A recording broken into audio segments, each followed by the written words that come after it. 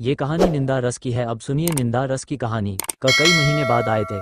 सुबह चाय पीकर अखबार देख रहा था कि वे तूफान की तरह कमरे में घुसे, साइक्लोन की तरह मुझे अपनी भुजाओं में जकड़ा। तो मुझे धृतराष्ट्र की भुजाओं में जकड़े भीम है पुतले की याद आ गई। वो धृतराष्ट्र की ही जकड़ थी। अंधे धृतराष्ट्र ने टटोलते हुए पूछा, कहाँ है भीम? आ बेटा, तुझे कलेजे से लगा लूं। और जब भीम का पुतला उनकी पकड़ में आ गया तो उन्होंने प्राणघात स्नेह से उसे जकड़ कर चूर कर डाला। ऐसे मौके पर हम अक्सर अपने पुतले को इनक्वार में दे देते हैं। क से क्या मैं गले मिला? क्या मुझे? उसने समेटकर कलेजे से लगा लिया। हरगिज नहीं, मैंने अपना पुतला ही उसे दिया। पुतला इसलिए उसको भुजाओं में सौंप दिया कि मुझे मालूम था कि मैं धृतराष्ट्र से मिल रहा हूँ। पिछली रात को एक मित्र ने बताया कि क अपनी ससुराल आया है और ग के साथ बैठकर शाम को 2-3 घंटे तुम्हारी निंदा करता रहा।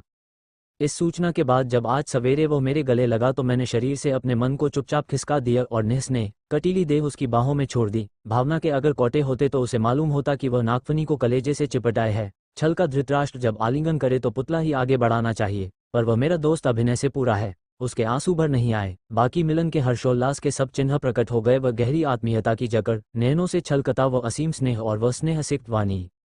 बोला, अभी सुबह की गाड़ी से उतरा और एकदम तुमसे मिलने चला आया। जैसे आत्मा का एक खंड दूसरे खंड से मिलने को आतुर रहता है। आते ही झूठ बोला, कमबख्त, कल का आया है। यह मुझे मेरा मित्र बता गया था। इस झूठ में कोई प्रयोजन शायद उसका न रहा हो।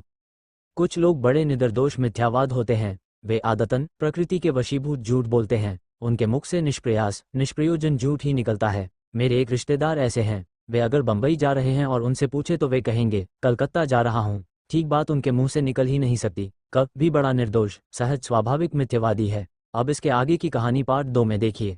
ऐसे ही कहानी देखने के लिए पीके स्टोरी नॉलेज को सब्सक्राइब करना ना भूले।